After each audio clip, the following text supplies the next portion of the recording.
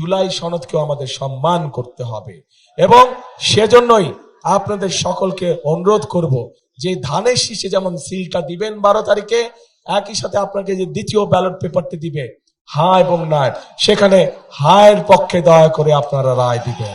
আপনাদের নিশ্চয়ই মনে আছে আজকে থেকে প্রায় 2.5 বছর আগে যখন স্বৈরাচার এই দেশের মানুষের কাঁধের উপরে চেপে বসেছিল, সেই সময় বিএনপি সংস্কার প্রস্তাব দিয়েছিল দেশের মানুষের সামনে। 31 দফা সংস্কার প্রস্তাব মনে আছে? 31 দফা সংস্কার প্রস্তাব মনে আছে আপনাদের? জানেন তো? আচ্ছা, পরবর্তীতে আমরা কি দেখলাম যে বর্তমান সরকার যখন আসলো, অন্তর্বর্তীকালীন সরকার আসলো, অন্তর্বর্তীকালীন সরকার এসে তারা একটি সংস্কার কমিশন করলো এবং বাংলাদেশের প্রায় কম বেশি রাজনৈতিক দলগুলোকে সেখানে আহ্বান করলো। আমরাও গিয়েছি সেখানে, আমরা আমাদের সংস্কার প্রস্তাব আমরা দিয়েছি এবং মোটামুটি ভাবে সংস্কার প্রস্তাব যেগুলো আমরা দিয়েছি, যা আমরা জনগণের সামনে অনেক আগে উপস্থাপন করেছিলাম, সেইগুলাই কম বেশি ভাবে তারাও দিয়েছে।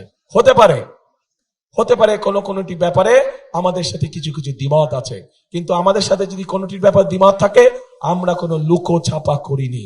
আমরা জনগণের সামনে প্রকাশ্যে বলেছি যে কোনটিতে আমরা সম্মত দিয়েছি এবং কোনটিতে আমাদের কিছু ডিসএগ্রিমেন্ট আছে, প্রকাশ্যে বলেছি। এখানে কোনো লুকো ছাপার কোনো বিষয় নাই। এখন প্রিয় ভাই বোনেরা, এই যে 12 তারিখে যে আপনারা আপনাদের পরিকল্পনা সফল করতে যাবেন, একই সাথে আরেকটি কাজ করতে হবে।